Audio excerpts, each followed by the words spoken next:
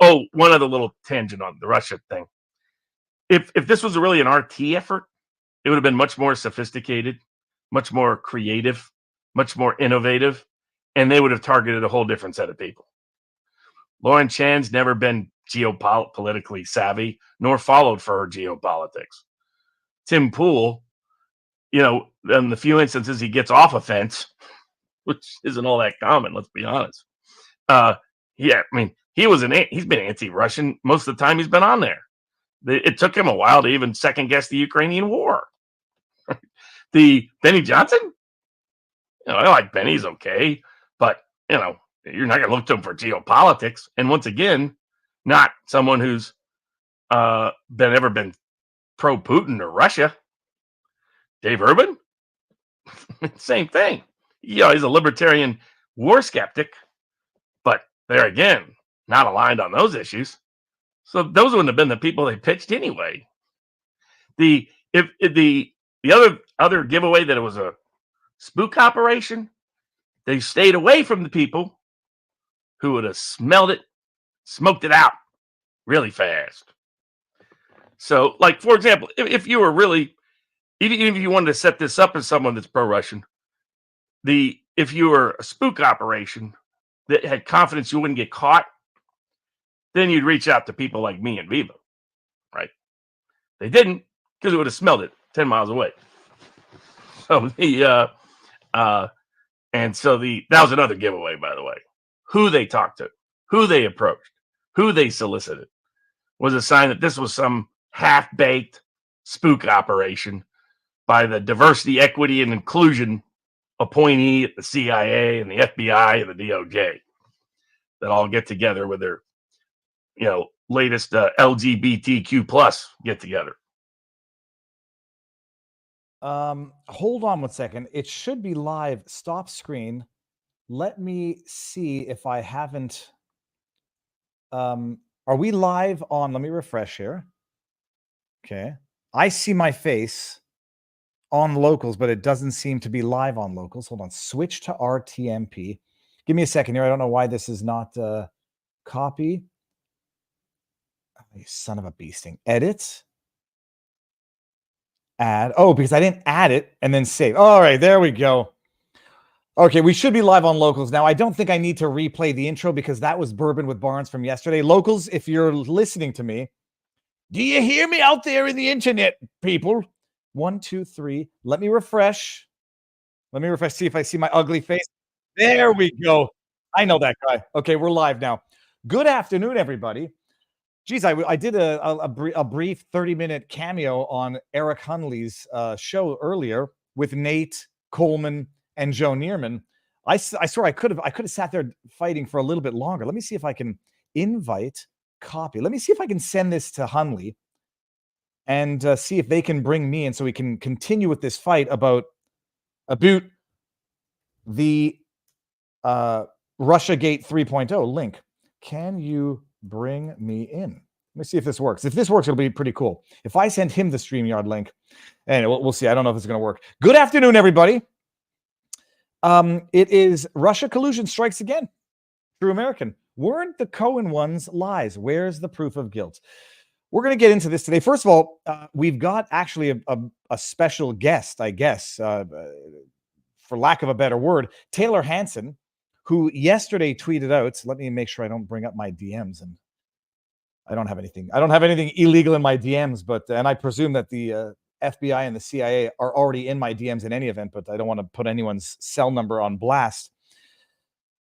Taylor Hanson, former employee of the now defunct Tenet Media, which was Lauren Chen and her husband's company. I keep saying her husband as though her husband's not an individual human. I just knew Lauren more than her husband, but this is from Taylor Hanson, who says, announcement, Tenet Media has ended after the DOJ indictment, and I will now be pursuing other job opportunities so I may continue to report on vital news stories this election season. If you'd like to independently fund my work or you think I'd fit in well at another source, let me know. All help will be greatly appreciated during this transition period. Hoping to be back on the ground, providing y'all with breaking news ASAP, which stands for as soon as possible. And I saw that. I noticed that Taylor followed me on Twitter. I went to follow him back and asked him to come on and talk about it because I also gave him the floor. First of all, let him display himself to the world in terms of what he's doing, because this is now a man who, up until the day before yesterday, was gainfully employed and is now not, because it would seem some people don't learn anything from history, and some people employ the very same tactics as the cancel culture on the left, which employs the Nancy Pelosi guilty until proven innocent, and not vice versa. Hold on a second. I set this all up. I'm not running ragged a little bit, but I'm pretty close to. We're doing homeschooling. We were out exploring this morning. I set the stream up late, and I don't think I set it up to monetize. Yeah, you can't run a stream on YouTube and not on CommyTube and not monetize it so that they get to make money off my hard work. I don't think so. Good sir. All right, we're good. We're live there, and I'm going to give everybody the link to Rumble from there. So yeah, we're now into day 3 of Russiagate 3.0. And I don't think anybody has learned their lessons, or they've learned the wrong ones. Let me see if I can do this here. So sorry about this. I'm doing a little bit of cleanup, and I'll see if it.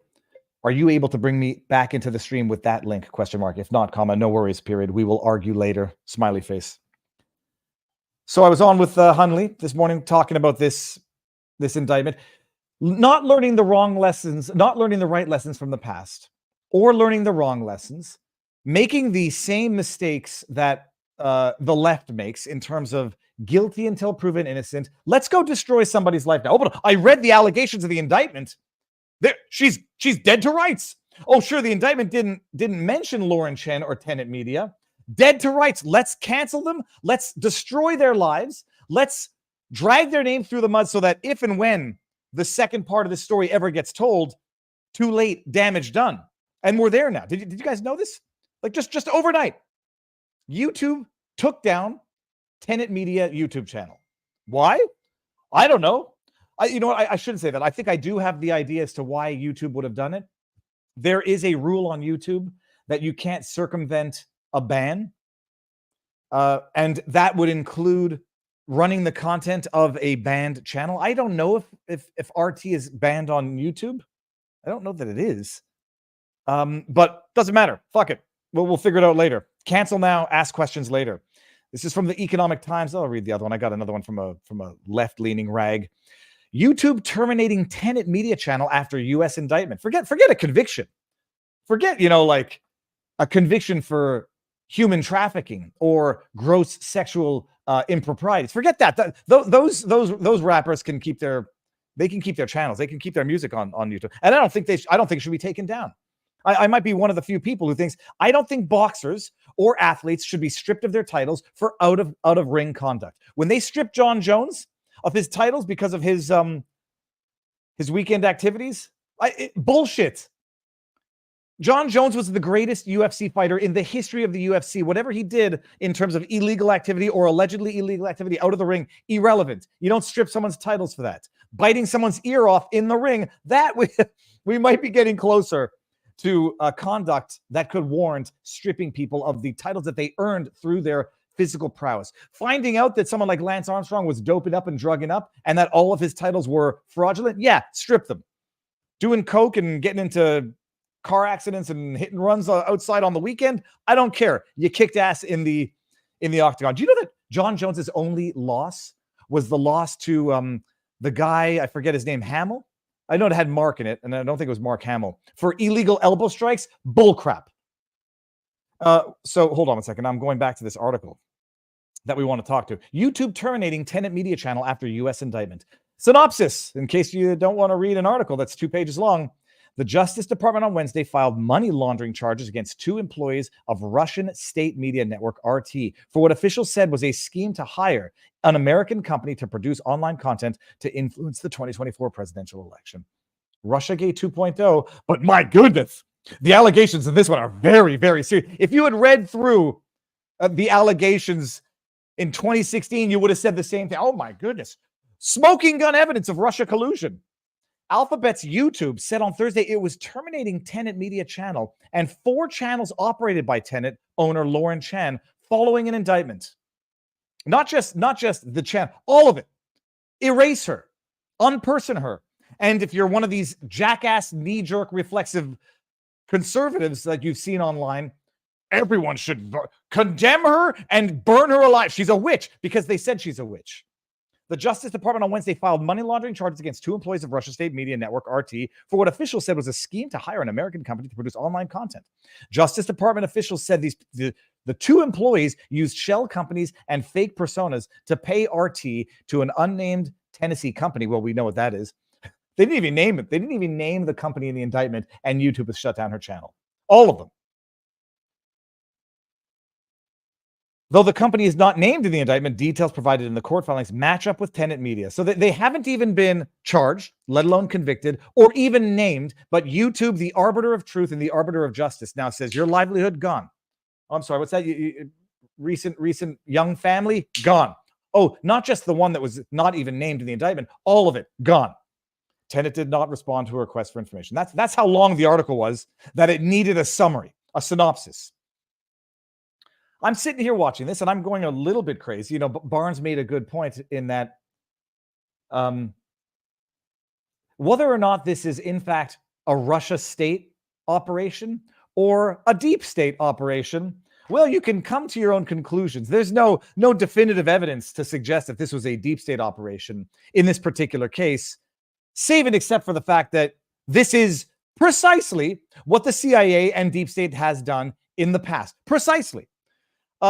Fake Russia collusion hoaxes is what the DOJ has done precisely as recently as 2016, and they ran with it with their Mockingbird media that's doing the exact same thing now. So sure, in this particular case, they've got a very long, a very argumentative indictment that presupposes a lot of conclusions that it should be arguing towards, but whatever.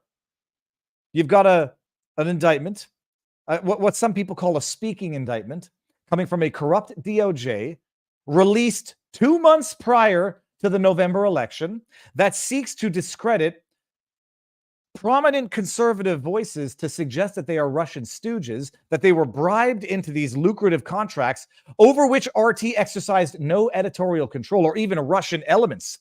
And that's in the indictment itself. So somehow they were victims and stooges and duped into providing unadulterated, independent content for handsome fees, and that's Russia's way of interfering with the election. Holy hell, how stupid do you have to be to not be skeptical, at the very least, of this? And now you get so the Tim Pool, Dave Rubin, Benny Johnson. Well, Benny Johnson seems to be coming out swinging. We'll see about that in a second. Rubin and Pool say, look, if there was fraud here, if there was money laundering, if the finances of Tenet Media, the rich European financiers who were financing their activities are in fact Russian state operatives, yeah, sure, we're victims here because we would never have taken that money in the first place. I mean, the idea that you can't even take money from entities to do independent work. I mean, all right, that's great. So you don't want foreign influences interfering in American media. All right. I mean, Carlos Slim might be getting indicted next. So whether I have no doubt that if they knew that these monies were coming from bona fide laundering schemes, they would have never taken it, period. To be determined whether or not it was in fact money laundering and to be determined who in fact was doing the laundering. Because you read that indictment, oh yeah, the money was coming from Turkey, United Arab Emirates, all over the place. Who's been, if it was coming from Russia, why would they be laundering the money in that sense? So that you can't find out exactly where the money's coming from. Who else might want to be doing that? Who else might want to be setting up Tenet Media to get its financing from what will then later on be depicted as Russian interests to discredit and destroy the lives of Lauren Chen, her husband, their company, and to smear, by extension, the names of Tim Pool, Dave Rubin, Benny Johnson, Matt Christensen. All right. And now my deeper concern in all of this is that this entire indictment has put people on their heels. The alleged unwitting victims of this fraud, the Rubins, the Tim Pools, it has put them on the heels. It has put them on the defensive. And what do they reflexively want to need to do now? Or what does the FBI know that they are going to be incentivized to do? Yeah, we were the victims. We had no idea. We will cooperate with you, FBI. We'll sit down and talk with you because we're the victims in this, as per the FBI. Tell you guys are the victims. You would never have done this had you known. Of course not. Let's sit down and talk. Well, you think any good is going to come from that? And I guess I'm telling this to Tim Pool now, and people can snip and clip. They are playing off what they know to be the subconscious reflexive need of the commentators to make sure everybody knows that they were the victims in all of this. And they're going to play off of that to say, you guys were the victims. Let's sit down and talk. We just want to talk. And the only thing that can come of that is bad. You read that indictment. If it is a bona fide infiltration of this money laundering scheme, the DOJ knows everything. They were in the discourse. They were in DMs. They know everything. How they know everything? You might want to ask yourself that question. But they know everything. What the hell do they need to sit down with Tim Pool and talk for? They don't. And Tim Pool, you don't, and I would imagine you shouldn't. What are you going to tell the DOJ that they don't already know based on the extensive details that they seem to have already had as relates to the drafting of that indictment? You're not going to give them anything that's not going to be useful for them and not risky for you. And if nothing else, Tim, they won't incriminate you on anything, but the contents of the meeting will get leaked. People will know how much money you make, where you spend it, what you do in your, what personal activities. I mean, not that you're up to any no good, but they'll just leak things because it doesn't even have to be illegal. It doesn't even have to be remotely immoral to serve as smear tactics. They'll leak it to Yahoo News, like the FBI leaked the Steele dossier to Yahoo News. Yahoo News will publish, oh my goodness, did you know that Tim has 20 chickens in his house? And, well, I don't know, whatever. I mean, maybe they'll find that the chicken coop is not as per regulation of whatever municipal bylaw there is. No good can come of it.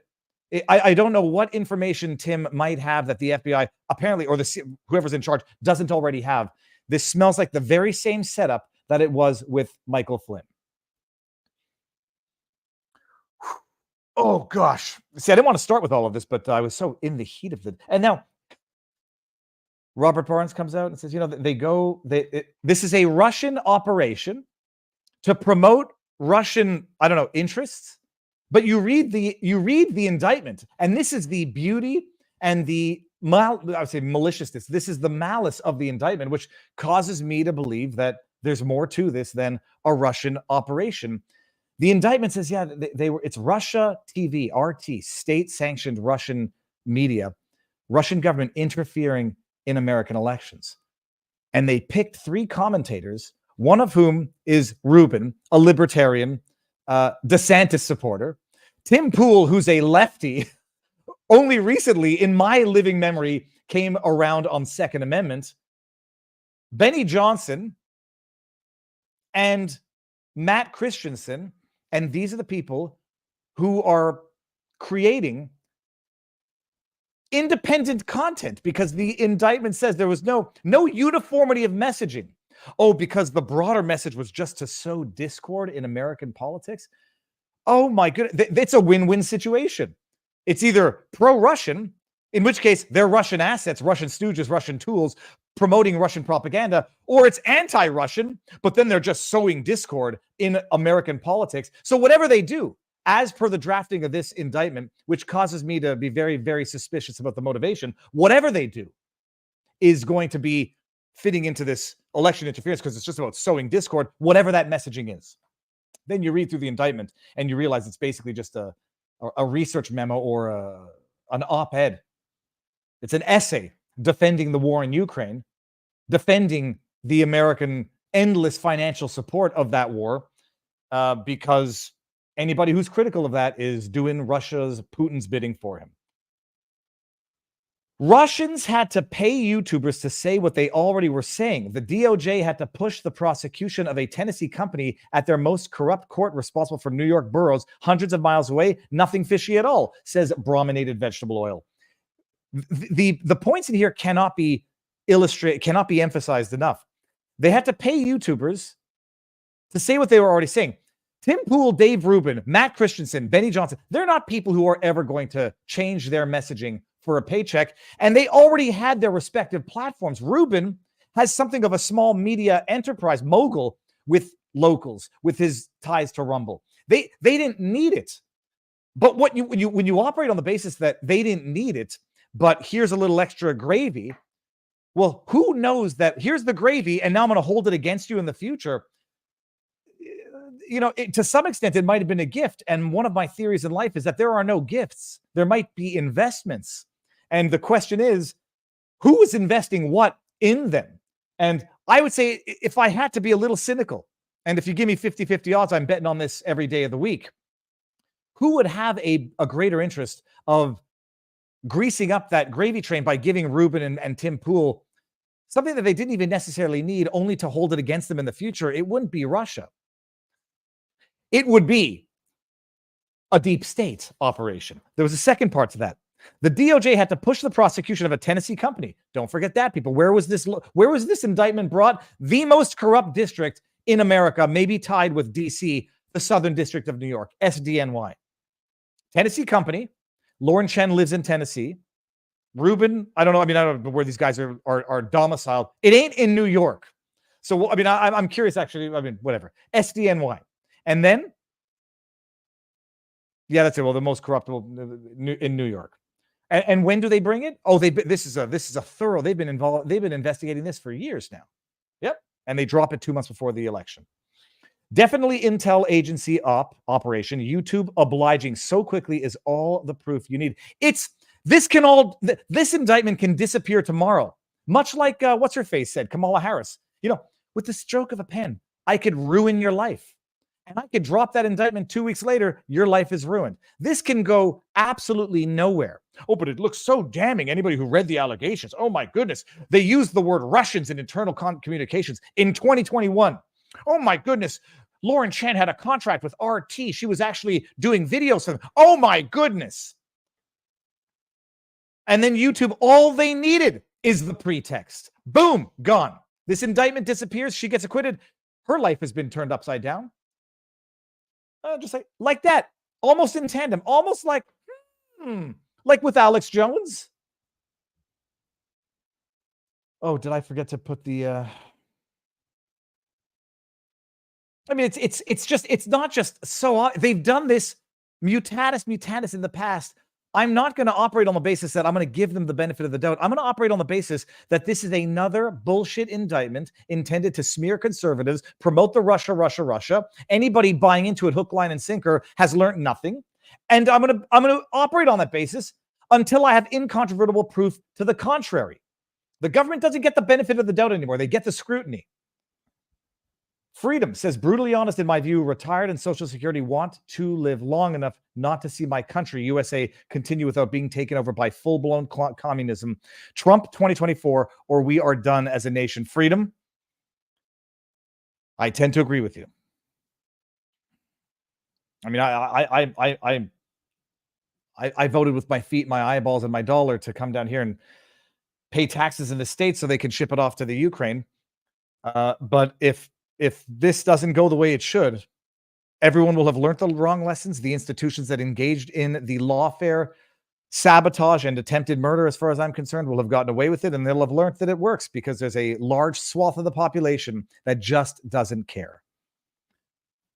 Free men die free. The reason the, quote, Russian interference, end quote, is nonsense is because Harris winning benefits Russia. Harris would weaken the U.S., and Putin knows this. He has no reason to interfere on the side of Tim, others. Well, but the whole thing about that, the indictment, it doesn't even, anything they did would have been Russian interference. You could have, is his name Carlos Slim? You could have the Mexican national owning the New York Times, and it's fine. But the second Russian, just say the words Russia. I hope, I'm saying this tongue in cheek. Hey, if they find out that we've got some supporters in our locals community from Russia, am I a Russian stooge now? I took $10 a month from a Russian, and they're controlling the content that I create. Foreign Agent Registration Act does not apply to the media. Maybe it should. It applies to lobbying government. It doesn't apply to content creation. D. Schneid says, looks to me like Russia and the CIA set up a trap in order to push this Putin MAGA alliance. Much like QAnon is a globalist psyop, so is this. I mean, if that's what it looks like and that's what it smells like, holy hell. And that's what it's been operating like. I don't want to put anybody on blast in particular on Twitter, but I was watching Bongino earlier, like as I was cooking some eggs and doing some math with a kid. He was going off on Justin Hart. Now, the reason why I'm not naming Justin Hart and putting him on blast is because I actually got so irritated with Justin, I had to mute him a while back because I don't know what happened. I think like the DeSantis thing broke his brain. Just putting out the most egregious nonsense on Twitter, it became a source of frustration for me to see it. So I didn't even know that apparently he, according to Bongino, has fallen hook, line, and sinker for this latest, what I believe sincerely is an op. I don't know what evidence I need other than past, present, reasonable expectations, reading the allegations. I don't know what more I need to believe that. It's my belief. There are no proven facts right now. There's just the allegations that unnamed people fabricated accounts. I mean, there's no. I could steel man Lauren Chen's position in all of this, and Tenet Media. You know, we had financing for a media company to promote what would rival the Daily Wire in terms of conservative influence. Independent thinkers. We don't all agree on any issues, and that's the beauty of Tenet Media. Oh, there's a foreigner who wants to invest, and I want to know what the terms of that agreement would have been, because hopefully there's some reasonable business terms to that. Bring him in. I'd bring him in. And let's do this. Let's build something beautiful. Independent content creators. That's what Tenet Media was in substance and in delivery. So steelman that. Lauren Chen might be, to the extent that this is, in fact, they depicted her as the demon because she used the Russia words, because she worked with RT. She might have just saw this as a legit startup business. We're going to create a platform that's going to rival the other existing platforms out there. And we've got some conservative, religious leaning, like-minded individuals who are billionaires. And what's another $10 million? I've had close friends working in startups. They get millions and millions of dollars in financing. Sometimes they get it as like estate stuff or philanthropic investments, philanthropic donations, and they burn through those millions overnight trying to start something up. And if they're lucky, they catch lightning in a bottle. And if they don't, well, money's dried up. So has the enterprise. This to me reeks like that money was coming from somewhere, and it wasn't any Russian oligarch. It sounds like it was coming from intelligence. Okay, I see our guest in the backdrop with a beard that is actually even more beautiful than what I saw on Twitter. Taylor Hansen is a former employee of the now defunct Tenet Media. And I'll see what he can answer by way of questions. Taylor, I'm bringing you in. You ready? Everybody, this is going to get very interesting. Hold on. Add to stage. Sir, if I may, first of all, that is I will only say it once. That is the most luscious, beautiful beard I've ever seen. Thank you. I start pulling out the hairs when it gets too long. When it gets long here, they start to irritate me. Okay, fine. Enough of that. Taylor, we've never met in person, but we've known each other from online. Thank you for coming on. How is everything going? Well, it's definitely a weird transition. You know, we were all employed 2 days ago. 2 days. You know, I woke up and I had just gotten back from Skid Row. I was in the process of editing my Skid Row documentary. I was out there for 3.5 days. And the next thing I know, my phone starts blowing up, and all of a sudden, you know, I have family members texting me and friends texting me, other reporters, and be like, dude, what is this? You know, I have CNN in my DMs, you know, all these mainstream media sources asking for comment. And, you know, none of the hosts actually knew what the hell was going on when it first kind of kicked off. Did I detect an accent, a Tennessean accent? No. I was born and raised in Montana, so there is a little bit of something there. I'm gonna have to go see how close to Tennessee Montana is on a map. You seem to be a very young fellow. Yeah, I'm 24. 24. What did you're fresh out of university? I mean, did you study journalism? How'd you get to where you are? No, I actually started my career in journalism in 2020, covering the 2020 Summer of Love riots that everyone loves so much. And, you know, I accidentally attended my first riot, documented some of it, found it very interesting. And then President Trump actually retweeted some of my coverage from Portland, Oregon. And that kind of slingshotted me into the industry. And I've been, covering issues ever since. That's amazing. I'm going to ask you a lot of questions. And leave it to your. I won't ask anything that I think would be over the top. But I like context, because some people on Twitter saying, like, until 2 days ago, I never even heard of Lauren Chen, Tenet Media. I knew her from back in the day in Montreal, and I think nothing ill of her, which is why I'm not only am I going to not give the government the benefit of the doubt, I'm going to treat them as guilty and treat Lauren as innocent, as should be done. People, how did you get involved in with Lauren and with Tenet? Well, I'd been independent for about almost 2 years at that point. I kind of had a stint where I worked and reported for the Post Millennial in between that time, and I was just going hard on the ground coverage. And one day, this is when I was living in Texas, I got a DM from Lauren Chen. I had known Lauren just a little bit beforehand, and she was talking about a potential job offer. They were interested. They were starting a new source, which was Tenet Media, and of course, if anybody has been a journalist or a reporter that is independent, they know it is not an easy life. It's not an easy way to scrounge up money. It's based on if you're able to, license your footage that you go and pay to actually go and take. And if it gets successful enough and the mainstream media is interested in it, then you basically sell said footage. So it's really not a very, high stakes job when it comes to pay. So you're working side jobs, kind of hustling on the side and everything. And when I got that DM, I was ecstatic. I was like, yeah, absolutely. Let's set something up. And that was kind of my introduction into Tenet. And that was last year, or a little bit over a year ago, actually. And, I signed my contract in October, and then it actually kind of went into effect the next month. And that's when I started making exclusive content for Tenet. So exclusive for Tenet as of 1 year ago? Yeah. So actually, just if we can, prior to that, so 2020, you start freelance journalism by accident, covering the riots. Yep. We might come back to that just as a secondary discussion, because that's got to be fucking wild. Like okay, I don't even know how anybody there with a camera has to be not a target, but rather a threat to the rioters. I don't know how you get by doing that. You're completely right. So you do that independent stuff for a couple of years, and you had only known Lauren Chen from the internet. Yeah, from the internet. We had met briefly in the Blaze studio. I believe it was the You Are Here show with Sydney Watson and Elijah Schaefer, when that show was still kind of up and going before it was shut down. But I met, from what I remember, I actually met Lauren and Liam, years prior to actually getting the job. But they had followed me online, had seen, my social medias growing, and that's kind of the way that they invested in me initially. And Liam is her husband. I got to remember he's got a name as well. Okay, so then about give or take a year ago, over a year. I'm just trying to piece it together with the allegations in the indictment. I'd say it was almost a year ago that I actually started creating content for Tenet. And do you know how long Tenet had been around for before you got involved? So it was a brand new company. I believe like the official, I know that, in the indictment, it says that they've been existing out of Tennessee for a while. That's just the business actual model. But they actually started hiring employees come October. That's when most of the employees were onboarded. And then the month afterwards, that's when we actually started to kind of do exclusive work on behalf of Tenet. October 2023. And that's going to be a year in October of this year. Yep. Okay. And what was it? I mean, so what was the pitch to join Tenet, and what was Tenet like? I mean, it's a startup. It doesn't do anything yet, but there's what do they call them? A pitch deck, or she tells you like, this is what Tenet is going to be. This is our vision. What was that sold as, and how many people were there?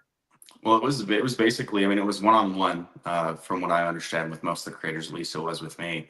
Obviously, I was just interested because I wanted to get out of my situation being an independent reporter. And I was like, finally, a source wants to sign me. After January 6th and, filming the shooting of Ashley Babbitt and speaking out about that, I kind of was blacklisted from a lot of these larger sources. They didn't really want to touch me. They didn't know if the DOJ was going to come after me. And Lauren gave me that opportunity. And the pitch was essentially this was, we want to be different from these other sources. We want to stand out. We want to be, make good competition. We want to just tell the truth. Our whole business model was you can say whatever you want. You have complete control over your content. And to a reporter, that's heaven. You go to a lot of these other places, these other networks, even conservative networks, and you never hear that. You still have some story direction. You still have an editorial that you have to, the editorial board that edits your articles or that will edit your reports. But here it was like, no, you have complete freedom. We want you to be who you are, report who you are, and just do it under our name. So it was a great opportunity for me. And what editorial freedom is one thing, if I may ask, and it'll be interesting for other people who want to get into the industry, what was the fact checking or accuracy verification process with Tenet Media? Because it's one thing you can put your stuff out there, but someone's going to look out over and say, "Did you ask this question? Did you verify that fact?" I mean, everyone had their own producers. From what I'm aware of the shows, actually, like Tim, he maintained his original team. Same with Benny. Same with a lot of the other people, and they operated their functions as normal. But as a reporter, I had my producer. My producer was fantastic when I worked with Tenet, and I would work, out stories with him. We would figure out storylining of, what we were going to document, and that was essentially the fact checking process. Was the fact that I'm a reporter and I'm expected to be honest. And that's kind of what my whole job hinges on, at least for me, is like, I have to do honest and accurate news reporting in order for people to actually continue watching me and trusting me. So that was kind of the process with me. But it was no over the top, we want to add opinions in it. Like I even filmed Man on the Streets for the first time in my career while working with Tenet, which is more cultural content. And in that cultural content, a lot of people you see that film Man on the Streets, they'll go back and forth with the person. They'll kind of push them on their ideas or push them on their answers. But, as a reporter, I was like, no, I'm just going to ask them a question and let them talk, because that's the whole idea of Man on the Street. I'm getting the public's opinion. So there was really no any of my opinion interjected or mixed in. And if I had an opinion to state, it was after I'd already covered and broke the news story. Can I understand the mechanism here? Because you described, Benny had his team. You're a full-time straight up employee of Tenet. Yeah. So how many employees versus how many, I'm going to call them independent creators for lack of a better word, but what was that structure? Like how many employees versus the independent creators that were getting paid to create content? I can't, speak on that super accurately, but I do know that large majority of people that were employed were contractors. But me, I was one of the only W-2 employees at the company. Okay. Because I signed salary. A lot of these other guys just kind of went the more contract route because they have a bigger audience. They have shows. They already have their own teams that they're bringing over that's producing the content because it didn't change. So they're already, holding on to that initial team. And I actually needed, an editor. I needed a producer. I needed all these things. Before I even go any further, are you allowed? I can ask it. Have you been contacted by the FBI? I have not yet. I have a history with the FBI that I'm not particularly fond of the FBI or the DOJ. So it's hold on. Parentheses number 1. Go on. After my coverage on January 6th, and I filmed the shooting of Ashley Babbitt, and then spoke out about what I saw afterwards, and told the truth because that's what you're supposed to do as a reporter. They labeled me a domestic terrorist, put me on the domestic terrorist watch list for almost 2 years. They had believe if my memory corrects, it's 48 air marshals over a 2-year span follow me. The U.S. government spent over $100,000 following me, monitoring me. I had to get multiple new phones because my phones would crash. People would be on the other lines. So I was illegally monitored by the federal government and labeled as a domestic terrorist. I couldn't buy a gun. I mean, it affected every single aspect of my life. I'd be followed everywhere that I went. Things would go disappearing from my house. It was a very interesting dynamic. And then finally, I threatened litigation, and all of a sudden I was taken off the list because I was tired of it. And then all of a sudden I can fly again without, going through 4 hours of security. What did they call it? I can just be a normal human. The 3 S's? Triple S? Quad S. Yeah, it was the Quad S list. Yeah. And I had a TSA whistleblower reach out to me, and he sent me the document of, my face on it, all the flights that they've ever followed me on. And we did the math, and they spent over $100,000 just following me as a reporter that they knew wasn't involved in any shape, form, or way, but just because I filmed the video and said some things afterwards. Well, holy shit, if I may say that, this adds another angle as to why potentially, if we're looking to build the theory that this is a deep state operation, why they would target Tenet Media. You've been with Tenet Media since the inception of the corporate entity, and you're persona non grata, or you're a domestic terrorist according to the FBI. Yeah, essentially. Holy hell! Now it refreshed my memory because I know that I'm piecing 2 things together. What was your assessment of the shooting of Ashley Babbitt? Like, what did you come out and say that irked the FBI or the authorities? One, that it wasn't right. And then I come from a family law enforcement background. I know rules of engagement. I know how the law works. I've covered all these riots. And the act of actually shooting Ashley Babbitt was in violation of pretty much every single rule of engagement in the book. You talk to any officer out there, any former Fed out there, they're all going to say the exact same thing on this, at least for the most part. And then the fact that I named the shooter a month afterwards, after the mainstream media they refused to name him. And this is, I would argue, the largest shooting, at least the most important shooting that we've ever seen in the entire country. This is in the Capitol building during an election. And the coverage was just minute, other than they were labeling her a terrorist. They said she was violent. They said she was breaking things. And I came out with the shooter's identity that they were concealing from the public. And that really pissed them off. And then I appeared on Tucker Carlson, Laura Ingraham, and multiple other programs. And after that, what kind of added another sprinkle onto it was the fact that I showed the public through video evidence that Ashley Babbitt was literally trying to help the officers when she was shot and killed. So she approached the door and she was yelling at them to call for backup, call for help. And she's former military. She understands rules of engagement as well. And throughout video footage, I clipped all this together. Hey, she's yelling for help for these cops. She's trying to get them backup. They're not listening to her. And then they shifted away from the window. And Zachary Long, who was actually punching and shattering all the windows, he was the aggressor in the room. He went to go break that final window, and he did. And she grabbed him and punched him in the face, which then he dropped his glasses. John Sullivan started yelling gun, and then Ashley, instead of Zachary Long, went up inside that window. Because you hear gun in a concealed room, you're going to think it's on the side that you're in too. Nobody knew that Michael Byrd was sitting there around the corner waiting to ambush somebody with a firearm, other than me and John Sullivan. We're the only ones that saw the gun. And in a room where there's 200 plus people, you can't really hear that well or even see that well. So I would imagine, I'd love to ask her, but I can't because she's dead. Why did you go through that window? And I have two theories on it. Is, well, she was trying to help the police, and that's, documented evidence. She tried to help the police on multiple occasions, and she even took out the largest aggressor in the entire room as a woman, which is insane. And then she would hear gun, and if I hear gun and I don't know where the gun's at, I'm getting the hell out of there. And she's cornered in that little tiny window area. So that's kind of my conclusion on it. But I revealed that she was trying to help the police. She didn't break anything. She wasn't violent. She actually tried to stop the aggressor. And after that, the FBI stuff really started flooding in. You are how close? We won't spend the entire show on this. But how close to her are you? I mean, we saw the video, but what is that? 6 feet? Is it arm's length? I'd say it was about 8 to 10 feet, give or take. And I mean, what does that do to you? I mean, it's one thing to be a journalist, and that doesn't mean that you're not a human anymore. What does that experience do to you, and how has that impacted you on a longer term basis? That was awful. I mean, I struggled for years after that. For 2 years of my life, it was a everyday struggle. You wake up, you have that, it's almost like an overlay. That's the best way to describe it. Is you could be doing something completely normal throughout your day, and then the next thing you know, you're back in the scene. I could be sitting here talking to you. Thankfully, I don't deal with it anymore. But all of a sudden, the feeling that you experienced when you watched a woman die and bleed out, and the vision that you saw, the blood, every detail, even how the air smelled, would come back to you. And that happened for 2 years of my life. And we dealt with PTSD afterwards. And I've known other reporters that have witnessed things, like the Rittenhouse shooting, and have watched people die on the ground, and they all report the same thing. I mean, it's never a fun experience to watch somebody die in such a violent manner. So I definitely struggled with it for quite a while afterwards.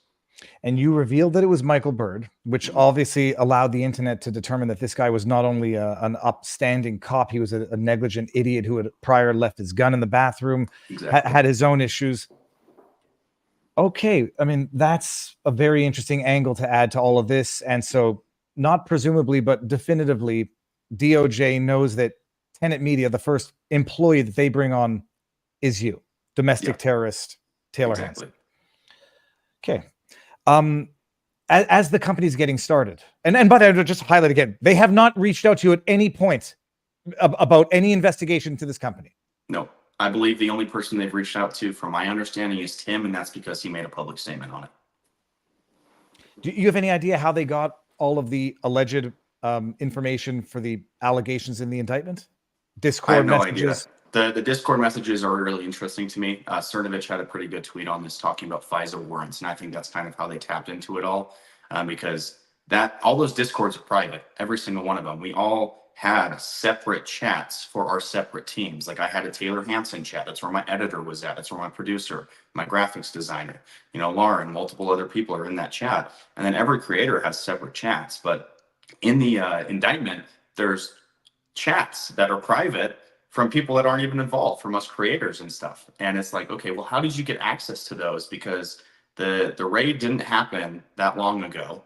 They didn't have access to these devices the whole time. So I mean, for a fact, 100%, they were monitoring, I think, Tenet Media from the beginning. I think they honestly probably, as Tenet Media was conceived, they were probably monitoring it the entire time. That's what it seems like to me.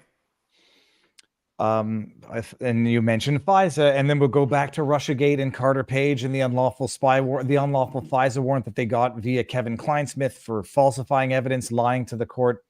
All right, just a little more rhyming. So you're the only employee. How many creators, independent creators, that we know the four big ones, at least we now know some of them have made public statements, but Christensen, Rubin, Poole, and Johnson. Were there any other ones? Lawrence Southern. Lawrence Southern, that's right. So those are the five, not just the five chief, but the five only independent commentators that were affiliated with Tenet. Yeah.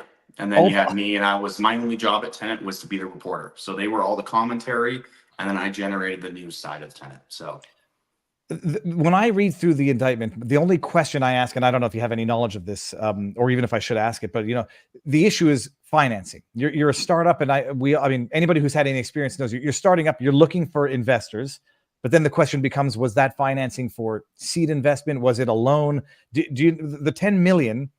We're going to get down to how it was broken down afterwards, but the millions of dollars that went into the company. Do you know if it was a shareholder? They were not shareholders, I presume. Do you know what reason or what the business explanation was for that? I believe we just had multiple donors. That's at least what I was told. I believe it was 3 predominant donors that were, European and 1 French. At least that's what I remember. And I'm pretty sure that was the understanding that most of the other hosts had as well. And, I didn't think anything of it. I mean, it's a media company. I didn't know we were allegedly taking Russian money. Ooh, the big boogeyman, the big Russia word. But no, it's normal for a startup. I mean, it's normal for a media company. You tap into, multi-millionaire or multi-billionaire dollar donors that are interested in funding a media group. We see this time and time again. This is the standard practice and the standard setup for media companies when they first get off the ground. So I was personally just ecstatic to have a job. I was excited that I could cover what I want. Nobody was going to censor me. I could say what I want online. I could say what I want in my reports. And that was the biggest thing for me. But it didn't set off any red flags with me, and apparently not any of the other creators, because we all signed on. And we say rich people donors, was it supposed to be a donation? Was it supposed to be a philanthropic donation or a loan and pay it back with 2% or whatever? From my understanding, it was just basically a philanthropic donation. Like, these people believed in starting a media company, and they knew that Lauren and Liam were a great avenue to do that. They had the connections. They knew a lot of people in the industry. And I mean, you will not hear me throughout this whole thing or ever probably badmouth Lauren or Liam Chen, because they've been fantastic to me. I don't feel like I've been duped or deceived, in any shape, form, or way, because we don't even have the truth yet. I mean, we have an alleged indictment. Maybe that'll change a little bit later on if, it does come out and we were lied to about where the money was coming from. But we see time and time again in media. I mean, our mainstream media sources, we take money from China, from Qatar, from Israel. We can take money from every single different country, but God forbid you take money from one Russian dude. And we don't even know if it's true yet. But Lauren and Liam have been nothing but fantastic to me. And from what I'm aware of, is fantastic to the other hosts as well. They've never, talked down on me. They've always supported me. They've always allowed me to have full content creation and control over it. And that's another thing in the indictment that I really didn't understand, because I talk to all the other creators on a regular basis. And it's like, no, none of us felt like we were being directed to cover certain things or to say certain things. The entire idea of Tenet Media is that we are going to be different from every single digital media company in the aspect that we get to cover what we want. We get to talk how we want. It's complete freedom. And that's exactly what I had. I was never directed to, shill for Russia or talk crap on Ukraine or anything like that. The one of the allegations talked about the comment. Oh, was Tucker affiliated? Tucker was one of them as well.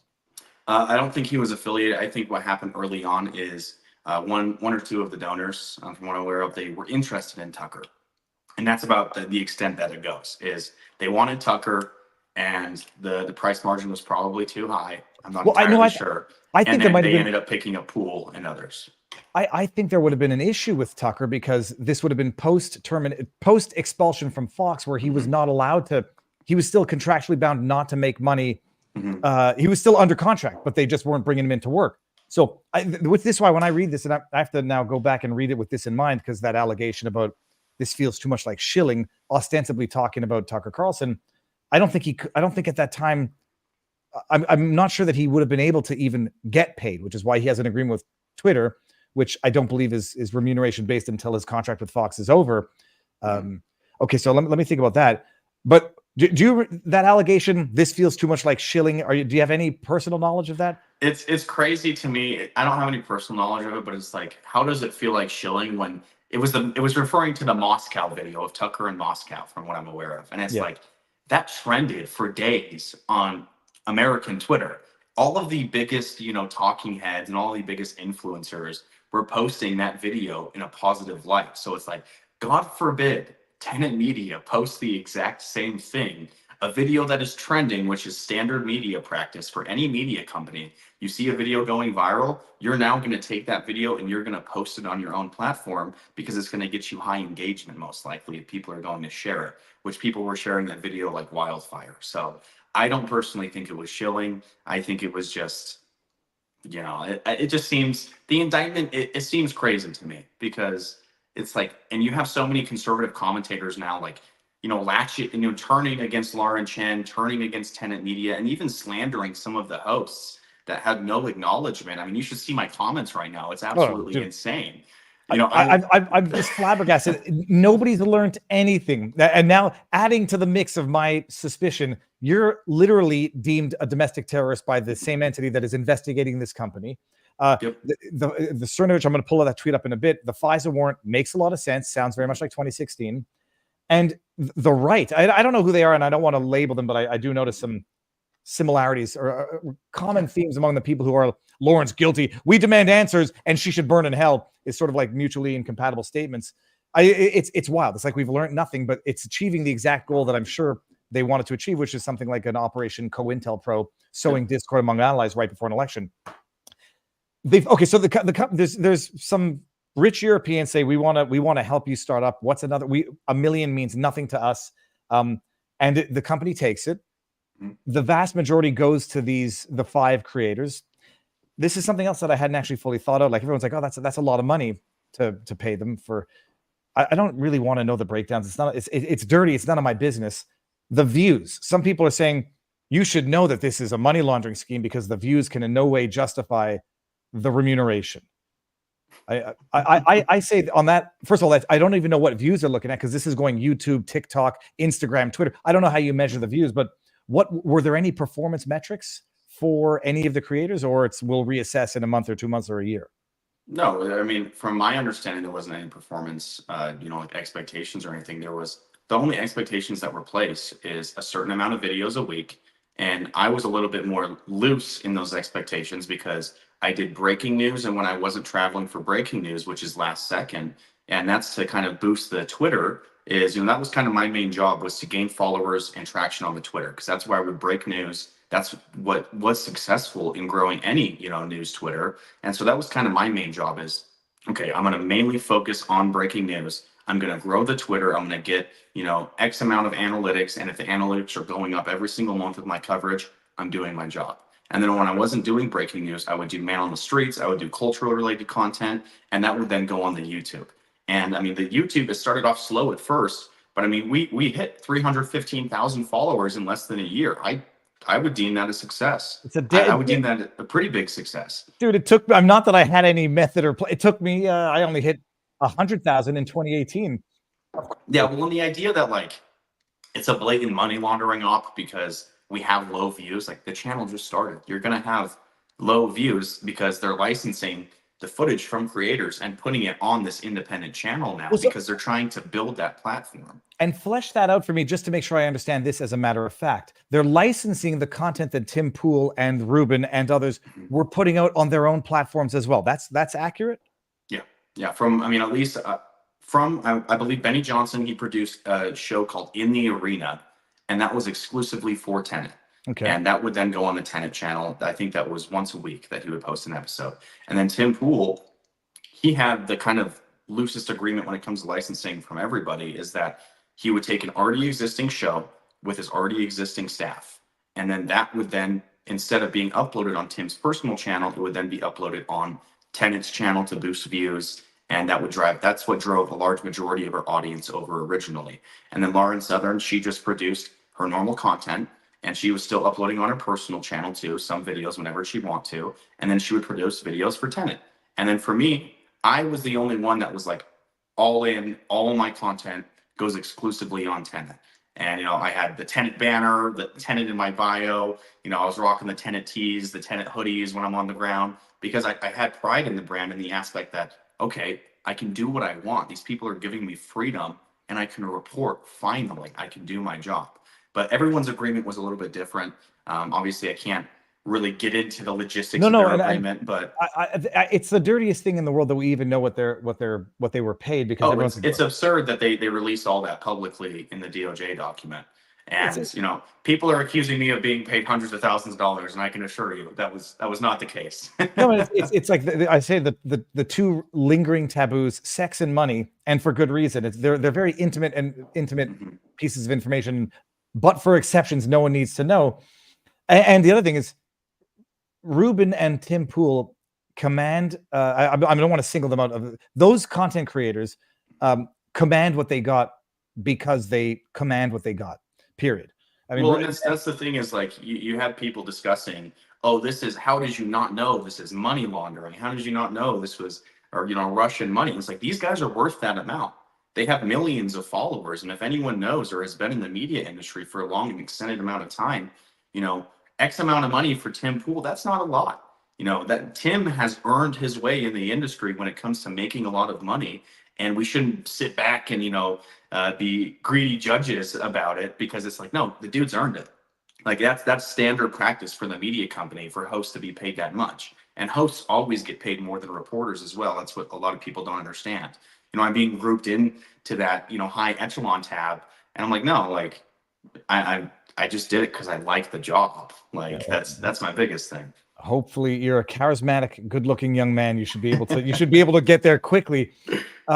So that's another, just to rebut the arguments that some people are making. Oh, there were only so many thousands of views. This was content that was going across multiple platforms, including their own, where presumably it got the most viewership to begin with. Mm-hmm. Yeah. The money laundering angle to this also kind of confuses me, because typically, like it took me a while to understand the car wash money laundering in Breaking Bad. Because I always said, like, if the money laundering is just a way to lose the money, well, you're not actually bringing illegal money and then making it legal. Yep. The laundering accusation here, the donors of the money were getting, if it's purely philanthropic, with no expectation of shareholders or interest, they're giving money away and literally getting nothing in return, except for what we're supposed to believe is information laundering, that you're going to be pushing, inadvertently or unwittingly, Russian propaganda, except the indictment says it wasn't even that way to begin with. So the laundering, to me, just sounds like burning. And so, I mean, they've given millions of dollars. Let's just say, round it up to the 10. 8 million went out to all the creators. 2 million went to other operations. Your salary, Lauren is entitled to draw salary. The question is going to be the big one, which only Lauren and Liam can answer, is, where do they think the money was coming from? But in terms of banking, I know that I can't even transfer between my own personal accounts in Canada to the US without it being registered. Without it, there's certain amounts, and they're not much, like thousands. Is there any reasonable chance that there was no due diligence or administrative protocol implemented when these monies were being transferred from wherever to Tenet Media? See, I'm not entirely sure on the money transfer process, but I will touch on something you said, is that it seemed like just burning money. And, there's no direction. All the hosts have came out and said, there's been no direction for us to cover certain things or to overtly shill for Russia or to post, certain content. We have complete control over our content. So like you take a, bird's eye view of you're a Russian, right? You're two RT employees that are funded directly by Putin that want to divert the American election or to push the Russian agenda in America. But you're giving an alleged $10 million to creators that have been openly vocal of Russia, that are openly vocal and anti-war. And I mean, you're quite literally burning money for no reason. There's no return on investment for that at all. So it makes absolutely no sense that that's the route that the DOJ is going, is that they were funding us because why we wanted to alter the election or we wanted to push Russian talking points. It makes no sense at all because we were all our own independent persons. So there's really no legitimacy. I read that and I was like, what is going on? Like, there was never a Russian talking in my ear telling me what to do. All of my content was mine. All of Tim's content, all of Benny's, all of Lauren's, all of Ruben's. We all had our own original ideas and we just posted on the platform. So that's part of the indictment. Doesn't make sense at all. Well, especially they sort of got ahead of the ball on that one, where they said in the introductory paragraphs, there was no uniform messaging, but generally speaking, it was to sow discord. So even if there was no uniform messaging, but my goodness, did they come back over and over again to Ukraine and anything that would be mildly critical of Ukraine.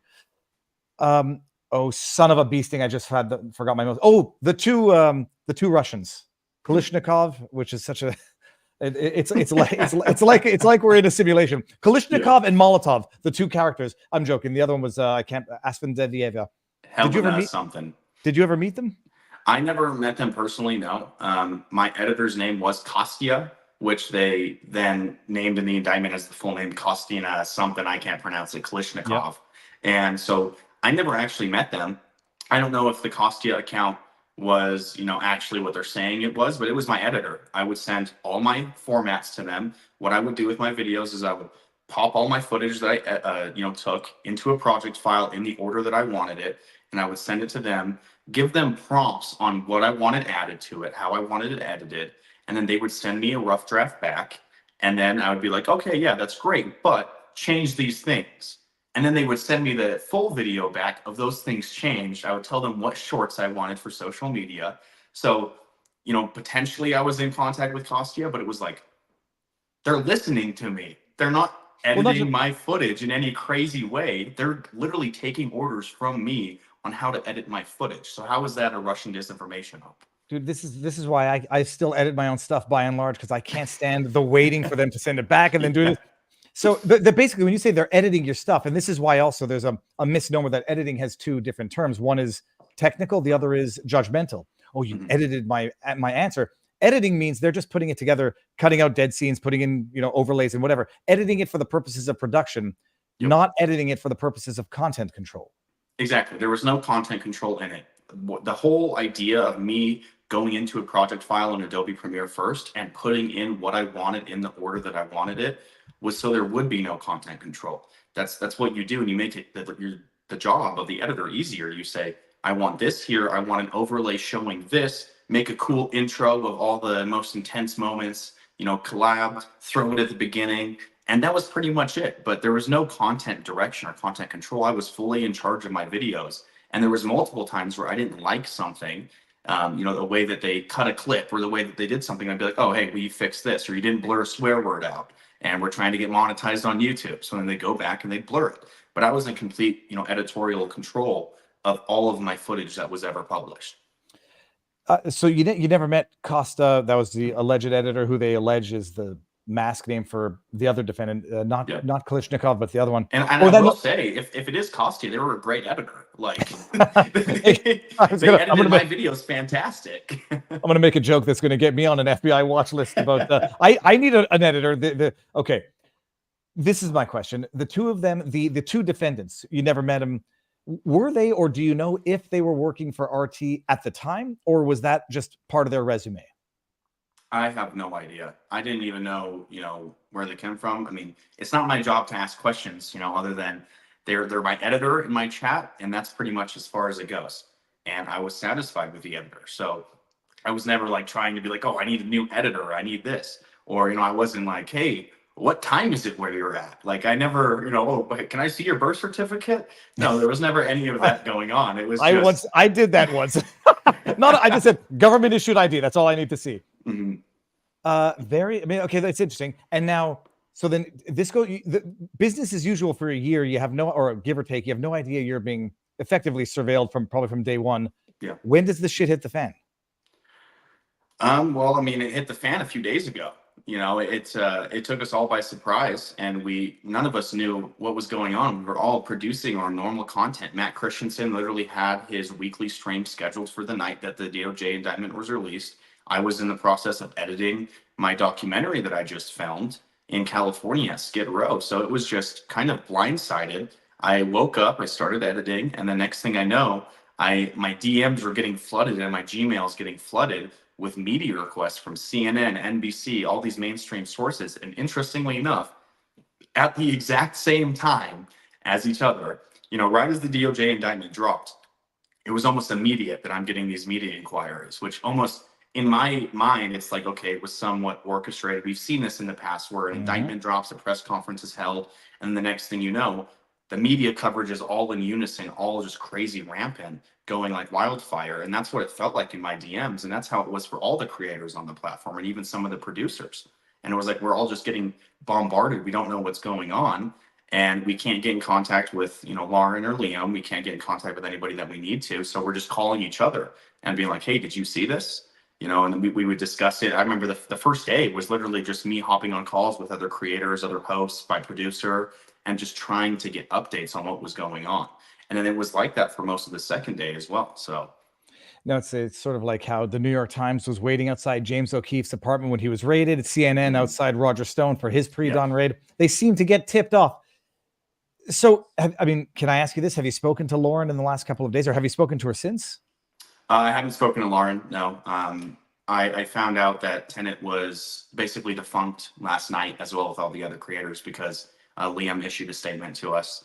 So that was pretty much the extent that I spoke to them. I spoke to Liam privately afterwards for just a brief moment and just wished him luck and, thanked him and said, me and my wife are going to be praying for you. We hope this all turns out. And like I said, I have no ill will against Lauren or Liam. We don't even know if these accusations are true yet. They have been nothing but kind to me. They've given me a generous offer, and they made my life possible for the last year. So there's really no ill will there, and there's really no need to have it. I get the controversy going on, but it's literally just people jumping the ship. And it's the same people that have been so critical of the DOJ for years that now all of a sudden they're like, oh, actually, the DOJ is telling the full 100% truth this time. Can you imagine, Taylor, like when they raid Trump's Mar-a-Lago, we know what they did there in all respects, setting something up for a violent confrontation, staging the evidence, leaking the photo of the staged evidence on the floor. And all of a sudden now, no. They said did she? Oh, God, it seems so dirty to even ask these stupid questions, whether or not she used the term Russians. Did you know that Lauren had contracted with RT for content in the past? I wasn't aware of it, but at the same time, like so many Americans have contracted with RT in the past. So in my mind, it's like, okay, it's another revenue source. They're not directing your content, at least from what I'm aware of. And even if I knew that she had contracted with RT years prior, I still would have signed the contract, because if anyone knows anything about media, you know that you work for multiple sources. I mean, The Blaze didn't care that she had contracted with RT in the past. Turning Point didn't care, at least from what I'm aware of. And it's like, why would we care if it's in somebody's past and there was no blatant, election interference or lying on the platform? I mean, I've appeared on RT for programs. I've never been paid by RT, but they've had me on RT for the sake of, I remember I confronted John Bolton on him being a war criminal and basically celebrating when Julian Assange was arrested. And RT reached out to me like, hey, would you like to come on and talk about this? I was like, yeah, sure. It's just another media hit. I didn't think anything of it, but it doesn't mean I'm a Russian disinformation asset. It's just the whole narrative is crazy. I know. I've been on RT more times than I can count. Yep. And I always love whenever I go on and I actually find a way to indirectly, to criticize the Russian regime so that nobody can accuse me of being out there being an apologist. Yep. Because like, you don't need to work hard to criticize every government across the world. And there's no reason why I would think, the Putin government is any less unethical than, say, all governments at large. They might be right on certain issues and wrong on others, but a government is a government. And I mean, not that it's anybody's going to care, but they have a new family, Lauren and Liam. Or were they? Are they? It's an understatement. Lauren has been terminated from The Blaze. Yeah. What the fuck is going on? Like, okay, I don't know. Maybe they have good reasons. Maybe I don't know. YouTube channel shut down, defunct, as in, I mean, everyone's gone. They basically, there's nothing left to Tenet at this point in any event. Nope. I mean, other than, X, because X isn't going to, from what I'm aware of, Elon Musk isn't going to cater to be like, oh, we're actually shutting this down because there was alleged Russian ties in this DOJ document that was just dropped. But it's crazy to me that, yesterday I literally was sitting there and I was like, oh, I need to go and download the last year of breaking news coverage and videos that I've provided exclusively to Tenet.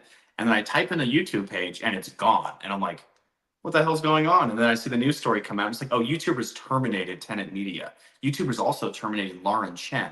And it's like, how can a company terminate these private accounts based on an indictment where no evidence has really even been brought forth yet? They're just allegations. So that in itself is crazy to me, that they're literally deleting a year's worth of existence in Lauren Chen's personal channel, which has been up for years, that had over 500,000 subscribers. And it's like, how can you do that? And then there's people defending it as well. It's criminal. I just want to see if RT, I do not believe, is still on YouTube. No, they've been booted from what I'm aware of. So that's what I think is. That's what I think the issue is. And they're going to say, oh, well, if it's a de facto RT apparatus, then it's bypassing or circumventing the ban. I got in trouble once because I posted an interview I did. No, it was a segment I hosted.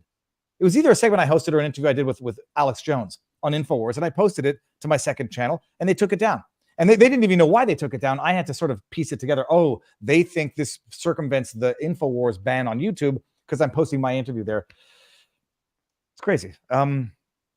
I wanted to bring this one up. This is the one. Let me see. I just want to make sure that I'm not showing my DMs here. There was one tweet of an allegation. I guess this paragraph. Oh, I think nobody can hear. This one. This is where like people lose their ability to read critically, where it says collision. The two defendants, founder 1 and founder 2, who we presume is Liam and Lauren, also work together to deceive. The word deceive is a judgment. It's not a fact. So they work to deceive two U.S. online commentators who had the big ones. Whatever. Okay, fine. Where does it say? I'm skipping and I can't get to the end of the sentence. Whatever. Founder 1, founder 2 work together to mask U.S. company 1's true source of funding, i.e. RT.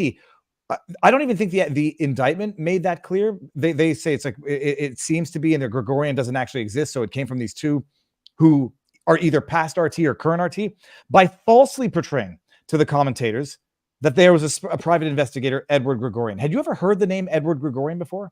Yeah, I have. Yeah, I've heard of Gregorian's name multiple times when talking to them about who were funded by it. And they would mention Gregorian, they would mention, 2 other donors from Europe. And it was normal. I'm not going to sit there and be like, oh, can you tell me more about this Edward Gregorian guy? They got a landing page anyhow, but the issue, it was normal. And when you read that allegation, people have to not just think critically, but read critically. The term deceive imputes intent, and it's not a matter of fact. They say that they intended to deceive and hide the true source, which would imply that they knew the true source. Now, maybe you're going to argue that they ought to have, but to say that they were deceiving the commentators by hiding the true source, who was not Edward Gregorian because he didn't actually exist, implies that they knew that. Did anything you ever saw at any point indicate that they knew Gregorian was a shell human? No. I mean, I thought he was legit, and he may still be legit. We don't know yet. That's the thing. Is, all the signs, at least behind the scenes, that I know that I can't speak about, like, I personally think Edward Gregorian is a real guy. I really do. And I think this whole, they created this persona. It might be just fake. And, there is the chance that, yeah, maybe they did do this. And if so, then I can see why commentators would be mad that, they were misled. But I know multiple commentators, and I won't say who, they hired private investigators before they signed. And they looked into these people, and they didn't find any discrepancies that made them not willing to sign. So it seems weird to me that that's the whole narrative, is that this guy didn't exist. And what happens to this DOJ indictment if the guy actually does exist? That's what I want to know. So if this whole thing is based on him not existing, and then he turns out to actually be a real human being, where does this indictment go? And, like I said, there's still the possibility, you never know, that he might not exist, that maybe he was made up and it was, a shell for 2 RT employees.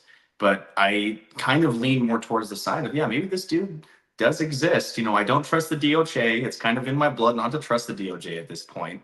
I've never had anything weird happen to me in this company. There's never been any discrepancies. I was never ordered to cover anything. So it doesn't make sense that this would be, this huge operation that they're directing people to be sympathetic towards Russia's views or how Russia wants America to be. If anything, if it was this case, then we would, one, be directed. And two, if we're not being directed, then maybe our views just align with some of what Russia wants. As America, and everyone's America first on the panel. I don't even believe in foreign aid. Like, I hate war. I don't believe in foreign aid. I'm not pro-Russia. So how are you going to use a guy like me when you're engaged in a war with Ukraine that despises foreign aid to shill your propaganda? It doesn't make any sense to me. Can I read a few of these super chats and rumble rants which have come up? Looks to me like Russia and the CIA set up a trap in order to push this Putin MAGA alliance. Okay, sorry, I got that one before. There is no reason for America to take inimical stance to Russia. It was a catastrophic mistake for us to drive the bear into arms of the dragon. It might put an end to civilization. No kidding. J.R. Williams says, Viva, can you ask him, was it ever determined who the suit and tie guy that stood over Ashley Babbitt's body? That was a Sergeant Arms employee. His identity has been released, yeah. Okay. I'm late to the party, catching up at 2X. Did I just hear you say that Tyler's beard is the most beautiful you've ever seen? Can you hear me weeping? And then we got, Passion Moyer's got, he's got a good beard also. It's fine for Hunter to get 3.4 million from the wife of a mayor of Moscow, which I think is in Russia.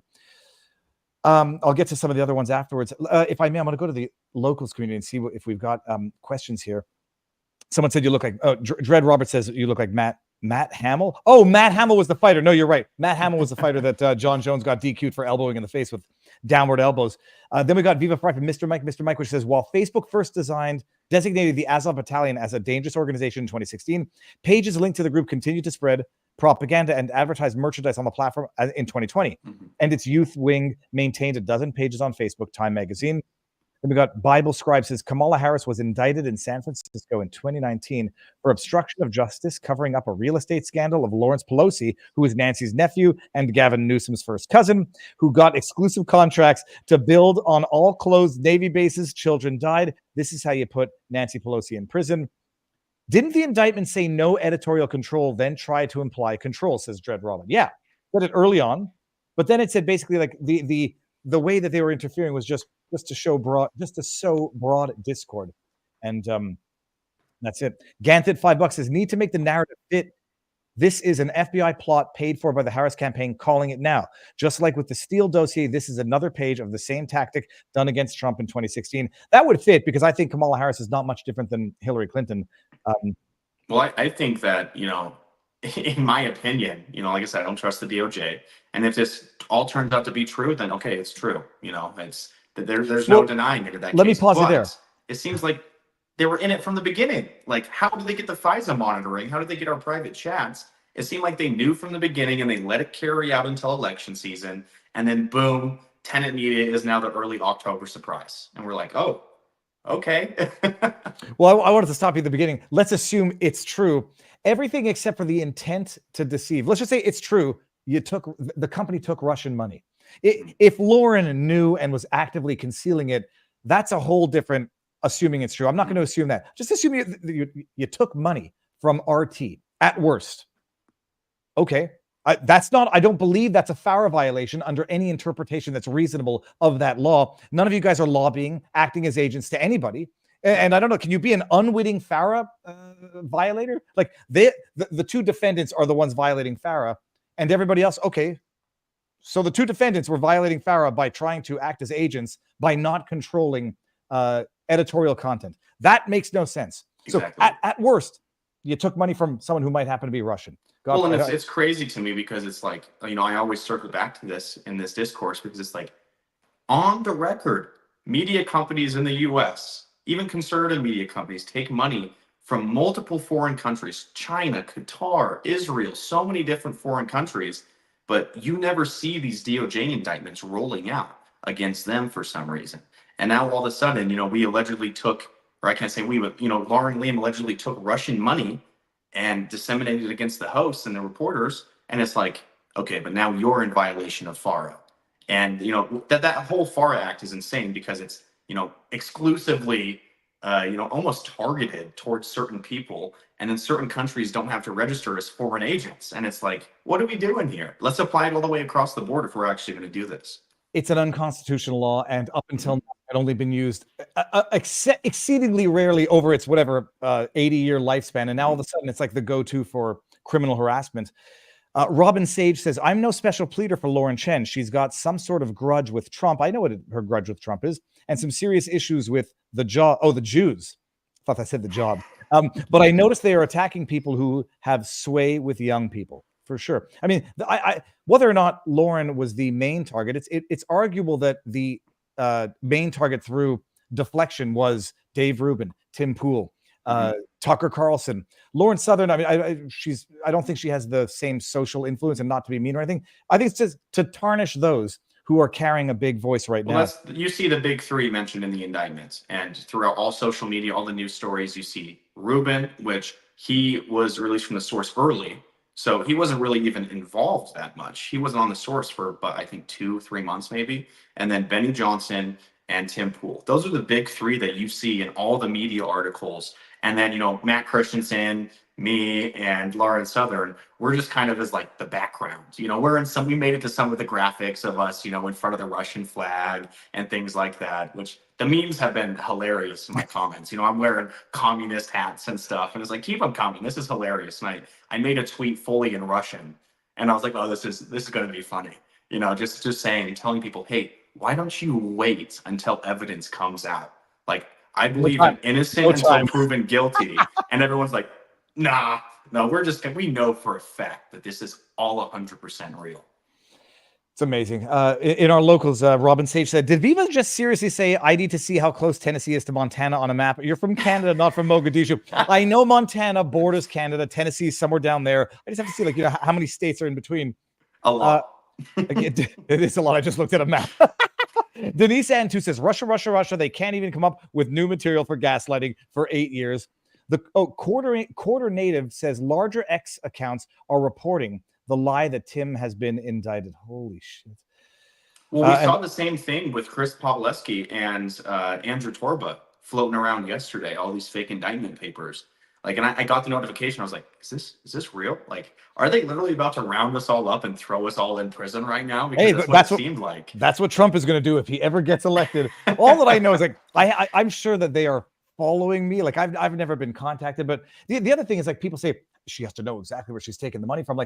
There's a certain risk. You can do a mild due diligence. There's a risk of growing and trying to grow too fast, and there's a certain simplicity that comes with streaming from a plug-in mic and a plug-in camera in my home. But then you don't reach certain levels, and those are trade-offs that you make. But there's a risk that comes with this, and this is the type of trauma that makes me never want to deal with anyone other than. Well, it's awful. Coming from a young dude in the industry, I was literally labeled a terrorist at the age of 21 years old, and for 2 years, and then now, I finally landed a fantastic company, one that I can say whatever I want, report on whatever I want, with people that I enjoy, that I have good rapport with the other hosts and the owners, and then all of a sudden the DOJ is like, actually. It's like, what is going on? I have had nothing but a life full in this industry dealing with the DOJ and the weaponization of the DOJ, which we don't know yet that this is weaponization against Tenet, but it sure as hell was weaponization against me early on as a reporter. And now all of a sudden, I landed a source finally. I, picked myself up on my bootstraps after working hard for years. And then the DOJ comes in and they're like, we're going to shut your source down. Unreal. When you going back to something you said earlier about, independent journalists survive by licensing their content. Yep. How do you license it? Do you go through a news flare or a Storyful, or do you go through? Yeah. So, I wouldn't recommend Storyful if any reporters are watching this. They're pretty awful when it comes to licensing content for reporters. Just the payout isn't that great. But usually what happens is you post it on social media, it goes viral, it starts a little mini news cycle amongst conservative media, liberal media, just any circle. And then you'll have DMs from the licensing kind of coordinator from CNN, NBC, Fox. It just depends on what news source is interested in the coverage you're providing. And then you basically strike an agreement and say, yes, you can license my full clip without watermark or with watermark for X amount of dollars. And then if they agree to it, they now own the rights to not to your footage, but to show it on their platform. And it's a very simple process. You get paid 2 weeks later, and that's basically how you survive. You negotiate on your own with those who reach out to you. You don't reach out to others and say, have you ever, I'm going to share my own promo link on Newsflare. You don't use Newsflare? I know. Now I am not, I'm not paid by Newsflare, except when they sell my videos, but very rarely is it political stuff. It's mostly like nature, funny, viral videos. But you might want to think about trying out Newsflare, because I'm going to share a link in the chat here. This is my referral link, because I just got an email. Yes, I got an email yesterday. It said, Viva, you're eligible for a referral link, but I had one in the past. What I do is if I get something that I think would go viral, instead of waiting for it to go viral, by that time people have already ripped it off, I just upload it directly to Newsflare. I've got an account, and then they shop it around to their clients and say BBC licenses it. You get something there. They take 40%, and then you get paid within like 24 hours of a sale. But I would try Newsflare, because at least try it for a few videos. You don't have to do your whole library. Well, I'm hoping and praying. Lots of prayers going on in this house recently after the indictment, that we don't have to stay independent long. It's not a life I want to live. I will do it if I have to. I'll even work a side job while I work if I have to. But it's not a fantastic life to live. But I've never done this kind of work for the money. If I did this kind of work for the money, I'd be a show host. I would do something else. This is just strictly a passion project of me wanting to tell the truth, and it has been since I started, and because I'm interested in it. But my goal is to hopefully get re-signed with a separate team, a different organization, as soon as possible, if all works out. It's very discouraging that the Blaze would cut her so quickly, because they brought on Steve Baker despite his Jan 6 stuff, and you don't have any knowledge, other details than what's in the media about why Blaze did it? No, I'm not sure, but I would imagine Blaze knew a little bit more than the rest of us knew. There was probably a reason for them releasing her. I imagine they probably knew some behind the scenes things or something along those lines. I know a lot of people at the Blaze, a lot of great people at the Blaze, and it seems like there was probably some foreknowledge or some knowledge of what was going on before the indictment was actually released. And once the indictment was released, they just said, okay, we got to clean our hands from this. And it was a huge national news story. And the Blaze, it's a news company. You might as well seize the opportunity from the news I view to generate an even larger news cycle. So I think they probably did know something prior that kind of led to the release of Lauren. But I'm gonna only bet against it, because the alternative theory is also just as plausible. They didn't. It's just a knee-jerk reaction, and I think they might have massively messed up, because unless they have a damn good reason, or either they wanted to let go of Lauren for another reason and they used this as a pretext. But if they don't have info that's not public that could justify this decision, by them doing this, it creates that impression of culpability. And I think it's a knee-jerk reaction and wildly unfair. And they had also better at least affirm that they had good reason to do this, and not just catering to the mob so they can maintain their good standing among the media. Yeah, I hope there was some reason beforehand. You never know. I mean, we're outside guys at the company. I mean, both realities are plausible in my opinion. But just the idea that Lauren Chen's YouTube was deleted. She's going through litigation right now, and then she's released from the Blaze, and then now her whole living is literally deleted by YouTube. It's insane to me that that's literally just the deplatforming and basically de-lifing of somebody who has 2 children. It's crazy to me that anybody is justifying the fact that two children on her YouTube page under 4, under 5. She's got 2 young babies. I mean, I remember I met her. I've known her since the first kid. It's they did it with Alex Jones. I mean, it's coordinated. They probably had it all lined up and like, oh, boom, now we got it. Viva, you're using the money mart of video selling. Well, I'm gonna tell you, Newsflare has been very good to me before I even had a meaningful YouTube channel. Newsflare, When I licensed that squirrel video through Newsflare, man, I made like $2,000 in 2 weeks. I bought a drone with it, licensed those videos, rolling over that investment. Taylor, if you don't mind, I'm going to stay live and go over to my locals community afterwards. I need to thank you immensely. You said you have a wife. Do you have any kids? No kids yet. Hopefully one on the way. We're hoping to have a kid as soon as possible. But now Practice it's like, makes oh perfect. well, I gotta, yeah, exactly. I gotta wait to get employed again, because I'm like, oh, I don't want to, I gotta provide for my family. And now that's been my biggest worry with all of this is, I had a job a few days ago. I literally was supposed to fly out to Kensington, Philly to film a documentary this morning. I was supposed to be out there for, 4 days to film my second documentary for Tenet. And, the paychecks were coming in, everything was smooth.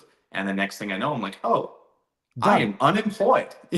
And no severance, no nothing. I don't know what's left in the bank account. They haven't even, Lauren hasn't been indicted. Tenet, the company, wasn't charged. Robert Barnes has a very interesting theory as we to weren't why. even named in the indictment. Yeah, they did a great job concealing the names. I mean, they did a deliberate. They don't need to unmask when they conceal that badly. Just put it that way. So they can, even CBS did the same thing afterwards. They ran a piece on, they didn't say it was Tenet Media, but they put a picture of Tim Pool with his face blurred with Timcast in the background. They put a picture of me with a Tenet Media mic and blurred my face.